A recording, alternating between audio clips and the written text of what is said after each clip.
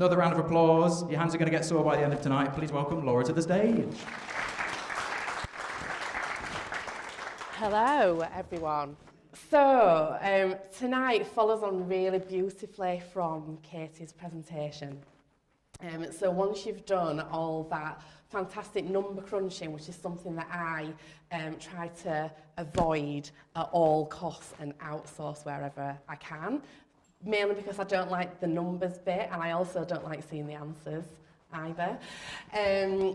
I want to talk to you about kind of marketing beyond the finance side of things. So just to kind of tell you who on earth I am and what validates me for being stood here tonight. I am the OG marketing dinosaur. I had my first role in marketing back in 2002. Which is obviously before Facebook even existed. I've worked in like a variety of different roles, never really fled very far from South Yorkshire. But 20 years on, here I am, I'm still doing it. I'm freelance, got some fantastic freelance clients. And I also head up our CIM delivery at a training provider called Y-Change up in Sheffield. I'm also a trustee for a charity over in Doncaster. It's actually nothing to do with darts, as in the ones that you throw. It's short for Doncaster Community Arts. And I just wanted to tell you like a little bit of a story around how I started to realise that marketing just wasn't about money and metrics all of the time. Sure, that's super important. Fantastic when we can get it into a spreadsheet, especially if we can get a visualised one as well, that's lovely. But I had a real turning point probably about 6 or 7 years ago where I'd worked in a lot of really high pressure roles that involved monitoring a lot of metrics. It involved a lot of big budgeting. And I am fiercely results driven and competitive. But I started to lose the buzz for it a little bit. You know, a campaign had performed, yay. What once was like that big rush of adrenaline kind of just started to wear a little bit thin. So I had this changing kind of point. So the last kind of normal role I had before I went freelance was for a children's charity based here in Sheffield, National Children's Charity. And that was a completely different marketing landscape for me. And yes, we had lots of metrics. Yes, we had some wonderfully ambitious budgets that we needed to reach. But that was the first time that I'd ever experienced doing marketing for something good, for something that when you read the case studies, you would well up. We had a policy in place that when we went to go and pitch for a prospective funder, we wanted them to have a little tear in the eye before we left the room. And that had a real profound effect on me. So I'm going to chat to you tonight about some of the things that we can do to use marketing for good. Importantly, not just from a corporate point of view as well, which we will cover. I know there's many a business owner in the room. But I want to focus on you guys as the wonderful, awesome individuals that you are. So I did a little bit of Google searching, not a great deal to be perfectly honest, which is why these are only loosely accurate pieces of evidence that I found. But there is a report derived from the CIM of a survey of 7,000 professionals like us. We were 83.3% more likely to feel burnt out. And I believe, again based on no evidence whatsoever, a lot of that is to do with the way that we put a lot of pressure on ourselves to perform all the time, whether it's metrics, whether it's money, whether it's profit margins, whether it's turnover. Also, there is such thing, and this is legit evidence because I found it on the Oprah website, that we can actually die of boredom. Study of civil servants over a period of time, 40% more likely to have died by the end of the 25-year study if they reported that they were bored. So what I'm going to try and prove to you tonight, that there is another way. We don't have to be so focused on money and metrics that we're going to end up in an early grave. So, is there more to life than money and metrics? This, as I kind of started researching for this presentation, because this is an exclusive, never to have been presented before, I started thinking like, well, yeah, I had that really good experience working for that charity, but there must be something deep inside me somewhere as to where this marketing for good has come from. So that led me to how I was brought up as a 90s child. And I'm not going to lie, I was a massive Care Bears fan, a huge Challenge Annika fan as well. Later on in life, I've dabbled in a bit of DIY SOS, I'm not going to lie, I'm proud of it. And I started to think, well, actually, this is about feeling good for doing good stuff. And imagine if we could take the power of the skills that we have as marketers, regardless of what specialism that might be, and apply that to something that could do a little bit of good for the world. What I thought I'd do, because I teach a lot of marketing, and I teach metrics until the cows come home, was some infograph about all the kind of stuff that we're monitoring, but you know that already. And there is pretty much an infinite amount of ways that we are constantly measuring our performance on a day-to-day basis, whether it's for our own business, whether it's for the business that we work for, whether it's clients' accounts that we service. It kind of just goes on and on and on, and it can feel like a little bit of a rut that is hard to get out of.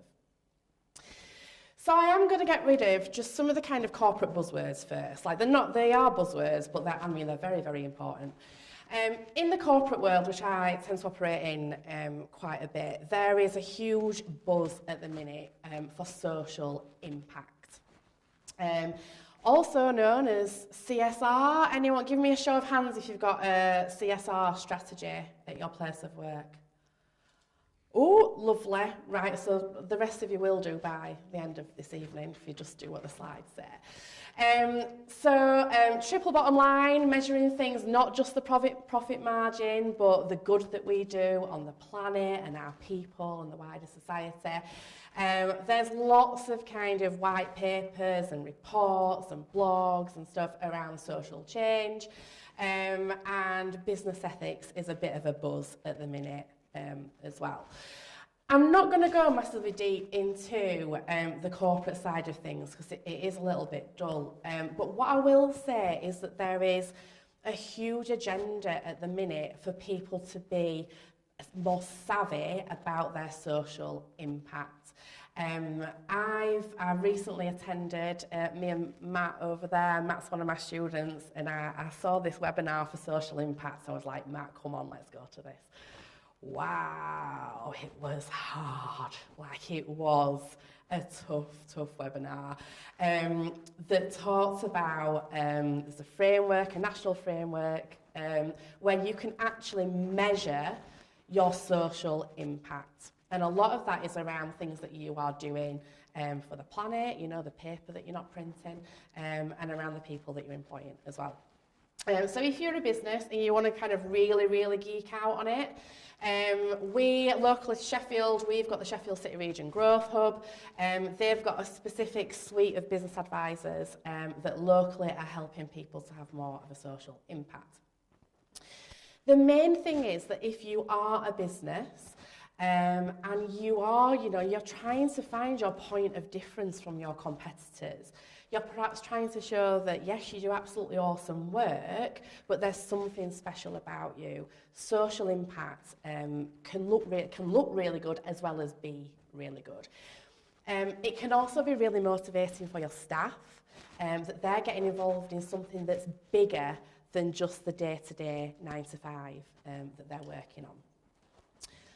But let's focus on you guys for a bit. So what are we going to do so that we have got all the feels? So we are not just kind of going through this marketing career, working our way up the ladder, moving perhaps from one place to another. What are we going to do to actually give us that buzz? So, I'm a massive Powerpuff Girl fan. In the words of Blossom, it's about using your own unique abilities to help people and the world that we live in. Big words. I don't know why it's not a more motivational quote. But that is one of the ethoses that I'm going to chat to you about. So use your unique abilities and share them. I have come to this viewpoint now. You know, I am the marketing dinosaur. I've been at it a long time. I absolutely love it. There is no point in me hoarding this knowledge that I have. Like, what's the point? I'm going to hoard all this knowledge, all this marketing expertise, do really well for myself, and then just take it to the grave with me. So the skills that you have could be really valuable to someone that's beyond your normal employment realms. And you can perhaps start using your skills in a way that makes you get that buzz back. So when I started working as a trustee for a charity, like, firstly, it is an eye-opener. It just opens you up to a complete new world of how things operate and kind of the challenges that people face. But I only had to apply a tenth of my skill, a tiny bit, and they thought it was amazing. Like, I would walk in and out of that place like a marketing rock star. They were so light on those skills in-house that any tiny little thing that I did, they thought it was absolutely amazing. So like Katie said, when you have got those clients that show you lots of appreciation, you can get this by sharing your skills. So here's some more very loosely accurate evidence, courtesy of Google. So when we help someone out and when we learn something new, we get a buzz from it. It's scientifically proven according to Google. So our brain starts releasing oxytocin, serotonin and dopamine. We get a big fat buzz from it. It's a little bit like that buzz that you get from going to the gym, but without actually having to do that work in the gym. You're just doing it by doing a bit of your normal stuff. So the first thing, and I'm kind of easing you in with a really like a baby step into CSR, is talking. You know, we can all do it, some, you know, more than others. Go and do a talk somewhere. I don't know about you, but my career advice in year 9 was bland, like incredibly bland. I ended up, I didn't do it in the end because I lined up my own placement. They lined me up with this hairdressing role somewhere, which, do you know what? I could have been an amazing hairdresser, but not for me. There are people out there now that don't know what marketing is. They don't know what SEO is. They don't know what content is. It's a whole different world. And, you know, let's do our bit by opening their eyes up to it. Go to a school, go back to your uni, do a little talk. Just talk about your journey, even if you are not, you know, 20 years on like I am. The value that it will bring to those lovely looking students, you know, all doughy-eyed up at you as if you're an absolute icon, will be a massive buzz for you. It will be invaluable for them. There's lots of different schemes. I've kind of not gone deep tonight in all the different strands of schemes. Like, we can all use Google. There's loads of stuff about. But there's schemes around where you can go in and do like mock job interviews with students for them to do that with a real professional rather than the PE teacher that's just been roped in, is just worth its weight in gold. Speak at events, you know, go and kind of push your comfort zones. But this will give you a massive buzz, and it's showcasing your skills, using your skills to do something good for somebody else. We've then got volunteering, which, like, I figured out, you can be a volunteer without actually doing a skydive or a marathon. It feels a bit lazy, but literally you can just volunteer your skills. There's just over 3,000 voluntary and community sector organisations in Sheffield alone. Fair play, some of those are going to be massive. Some of them have probably got, 20, 30 people in their marketing department. Some are so tiny that you could be that marketing rock star that goes in and out. Maybe it's just helping them with, a bit of copywriting. Maybe it's just pointing them in the right direction, training up their volunteers. It can make a huge difference. It can make you feel fantastic, and the people that they can then reach just by you sharing a 10th, 20% of your skills is huge. So I'm a governor over at, a trustee, over at Darts. They are savvy when it comes to marketing. They've got a pretty good senior management team. And, they're a few £1 million turnover, so they're pretty sizable. I love it. Do you know what? I absolutely love it. It is minimal commitment. I rock up to a board meeting once a quarter, nice tea and biscuits. And I keep in touch and mentor their head of fundraising. They appreciate it so, so much. They can't, yes, they've got a decent turnover, but they've not got the budgets or the funds to go out to a professional agency. In return, I can't even begin to tell you the amount of things that I have learned from them. And it looks amazing on my LinkedIn profile, it looks amazing on my CV. So be a comms volunteer.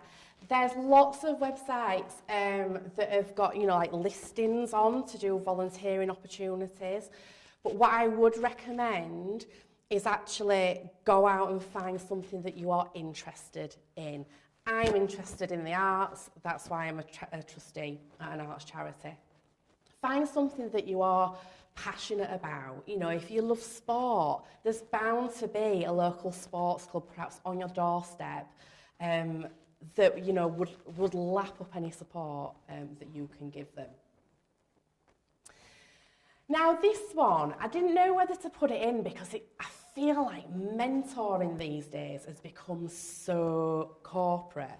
But then I thought, actually, if I just pare it back to what it originally means, it's just helping someone that's not as advanced in their career as you perhaps are. So perhaps it's a colleague, you might have a junior colleague working with you, you might have the work experience, you might have an apprentice on board.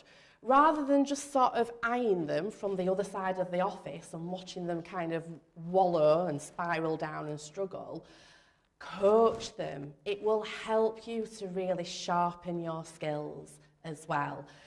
It's a massive buzz when you can see someone that's achieved something, that has grown as an individual and as a professional because you have facilitated that, you have put your neck out, you supported them. It makes a massive impact. And again, you don't really have to do a great deal. These people are being like your kind of category of not much work for a lot of return. You just need to be a sounding board. You need to just give a little bit of advice, be a critical friend, maybe hook them up with connections that you might have. It really can make a massive, massive difference to them.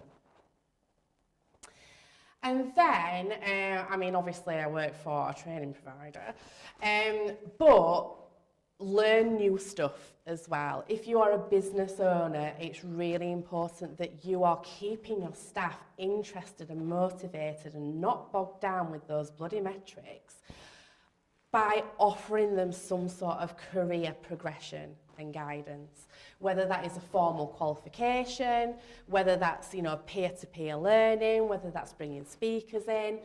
For you as an individual, learning something gives you a massive buzz. Like I am possibly, as well as being the marketing dinosaur, I am legit the nosiest person that you will ever come across. And I've rebranded that recently to say that I'm curious. I'm a very curious person. But it's because I love learning new things. And I need to get into a proper creative flow and to get ideas kind of going in my head, whether it's about a campaign I'm working on or whether it's about developing my own business or whatever I'm doing. I need to be in a learning environment to do that. You know, it is just where I kind of facilitate my ideas.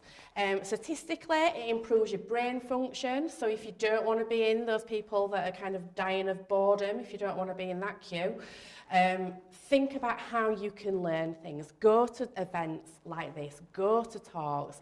I mean, webinars, there's lots of them in there. But something that's perhaps a bit more face-to-face where you can learn from other people. It's massively important.